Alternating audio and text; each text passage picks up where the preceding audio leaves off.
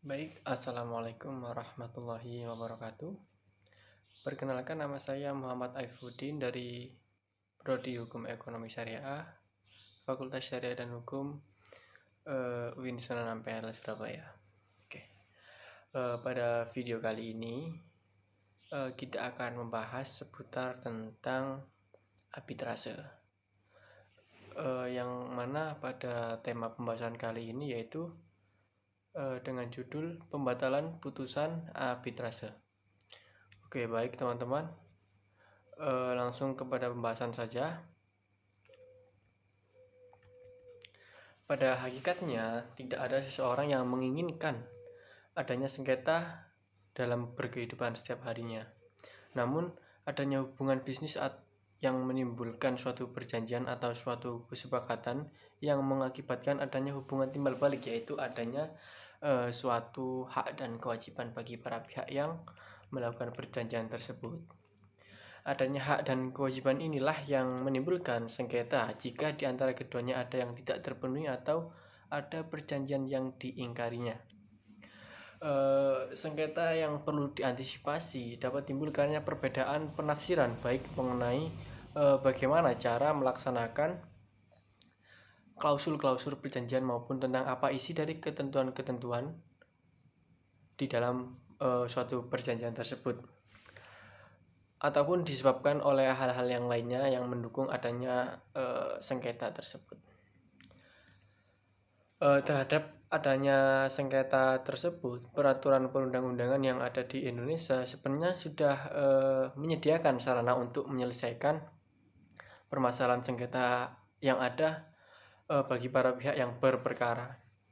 Dalam ruang lingkup penyelesaian sengketa permasalahan yang ada bagi para pihak, yaitu yang pertama melalui jalan proses litigasi, yang kedua yaitu melalui proses non litigasi. Mungkin teman-teman sudah mengetahui apa itu litigasi dan non litigasi ya. Proses penyelesaian dalam peradilan umum bersifat win-loss solution atau ada menang dan kalah, yang mana dianggap belum bisa mengakomodir kepentingan bersama dari pihak yang mana cenderung menimbulkan masalah baru.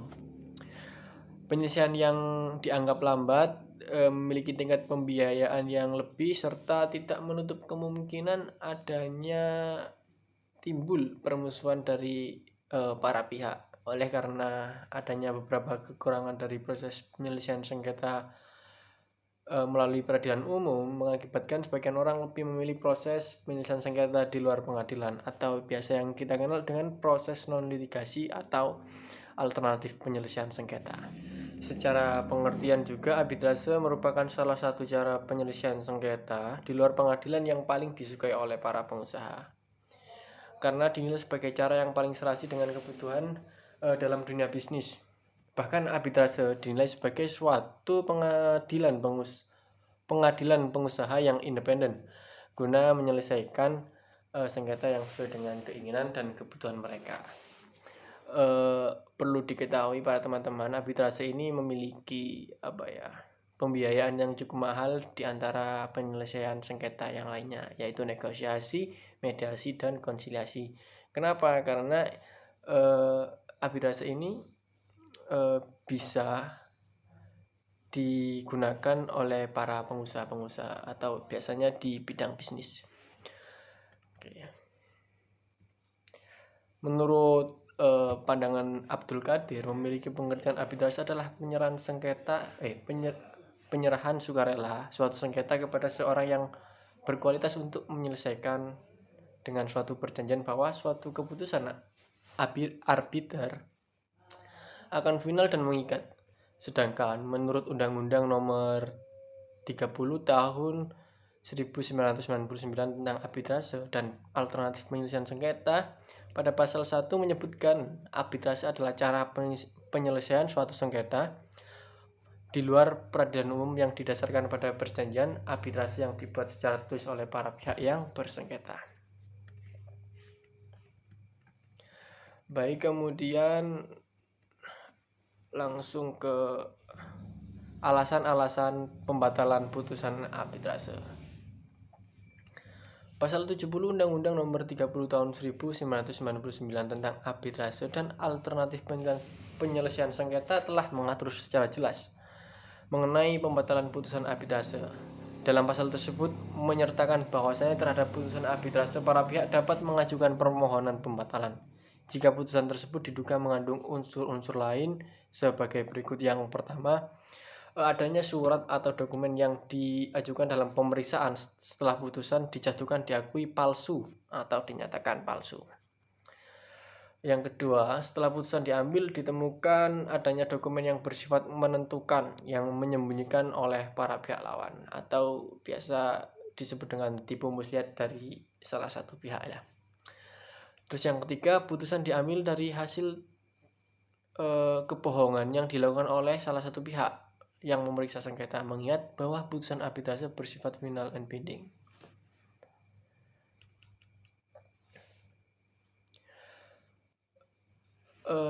Hal ini tercermin dalam penjelasan pada pasal 70 Undang-Undang Nomor 30 Tahun 1999 tentang arbitrase dan alternatif penyelesaian sengketa, yaitu yang berbunyi, permohonan pembatalan hanya dapat diajukan terhadap putusan arbitrase yang sudah didaftarkan ke pengadilan. Alasan permohonan pembatalan putusan yang disebut dalam pasal ini harus dibuktikan dengan adanya putusan pengadilan tersebut ya. Apabila pengadilan menyatakan bahwasanya alasan-alasan tersebut terbukti atau tidak terbukti, putusan pengadilan ini dapat digunakan sebagai dasar pertimbangan bagi hakim untuk mengabulkan atau menolak permohonan tersebut. Dengan adanya syarat-syarat yang telah saya sebutkan, yaitu dengan yang terejawantahkan dalam undang-undang tersebut, maka dapat disimpulkan bahwasanya upaya pembatalan putusan arbitrase adalah langkah upaya hukum ekstra yang dapat ditempuh apabila memang terjadi kecurangan dalam proses arbitrase tersebut, sehingga keuntungan arbitrase yaitu kecepatan dalam proses dapat memenuhi karena setiap putusan arbitrase tersebut tidak gampang dibatalkan. Oke.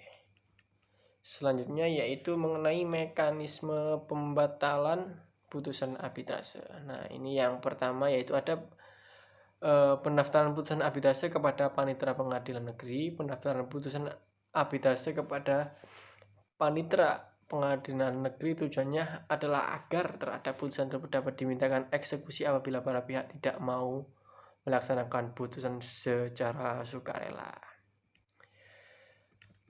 Yang kedua yaitu permohonan pembatalan putusan arbitrase diajukan secara tertulis kepada ketua pengadilan negeri apabila putusan arbitrase telah didaftarkan dan distorkan di kepaniteraan pengadilan negeri sebagaimana yang diatur dalam pasal 59 ayat 1 Undang-Undang Nomor 30 Tahun 1999, maka pihak yang berkeberatan dapat mengajukan permohonan pembatalan putusan arbitrase secara tertulis dalam waktu 30 hari terhitung sejak pendaftaran di putusan arbitrase.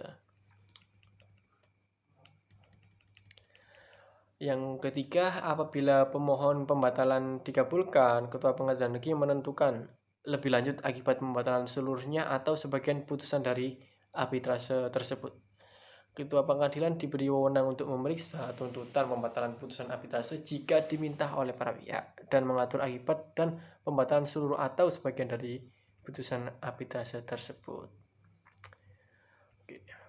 Berdasarkan penjelasan Undang-Undang Nomor 30 Tahun 1999 tentang arbitrase dan alternatif penyelesaian sengketa, dapat disimpulkan bahwasanya pengadilan negeri tidak berwenang untuk memeriksa dan mengadili sendiri perkara yang telah dibatalkan. Fungsi dan kewenangan pengadilan dalam pemeriksaan ini hanya sekedar meneliti fakta tentang benar atau tidak ada alasan yang dikemukakan oleh pemohon. Jika tidak terbukti, maka pemohon pembatalan putusan arbitrase ditolak sepenuhnya oleh pengadilan negeri.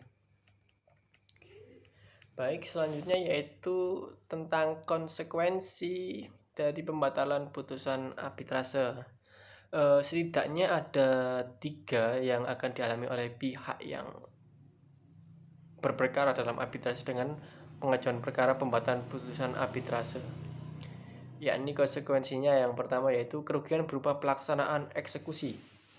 Dengan mudahnya tertunda syarat untuk mengajukan pembatalan arbitrase, maka ada kemungkinan bahwa hal ini digunakan oleh pihak yang kalah untuk menghindari atau setidaknya menunda pelaksanaan putusan arbitrase yang pada gilirannya akan mengurangi keminatan masyarakat, terutama para pengusaha, untuk memilih arbitrase sebagai alternatif penyelesaian sengketa. Terus yang kedua, kerugian berupa materi untuk membiayai perkara dalam proses perkara pembatalan dan kemungkinan biaya eksekusi oleh pengadilan. Tertundanya pelaksanaan putusan berarti tertunda juga keuntungan atau hasil yang didapat oleh pemenang dari sengketa. Besar kecilnya kerugian tersebut sangat tergantung pada nilai kemenangan dalam putusan dan beberapa lama pelaksanaan putusan tersebut tertunda sebagai akibat adanya perkara pembatalan putusan arbitrase. Biaya perkara di pengadilan itu relatif mahal, yang mana itu salah satu bentuk kekurangan dari jika berperkara di pengadilan atau jika kita mengajukan pembatalan. Terus yang ketiga yaitu ada kerugian moral berupa hilangnya sifat kerahasiaan perkara arbitrase karena kasusnya terekspos dalam pemeriksaan di sidang pengadilan yang sifatnya terbuka untuk umum. Hal ini menghilangkan salah satu kelebihan arbitrase, yaitu kerahasiaan yang sangat diperlukan oleh pengusaha. Karena salah satu yang terjadi daya tarik arbitrase dalam dunia bisnis adalah sifat kerahasiaannya, yang mana kita ketahui sendiri dalam dunia bisnis itu sangat rentan ya akan hal kerahasiaan suatu perjanjian. Pembatalan putusan arbitrase atau alasan-alasan yang telah dikemukakan tadi dapat digunakan oleh para pihak untuk mengajukan pembatalan dan menjadi dasar putusan hakim.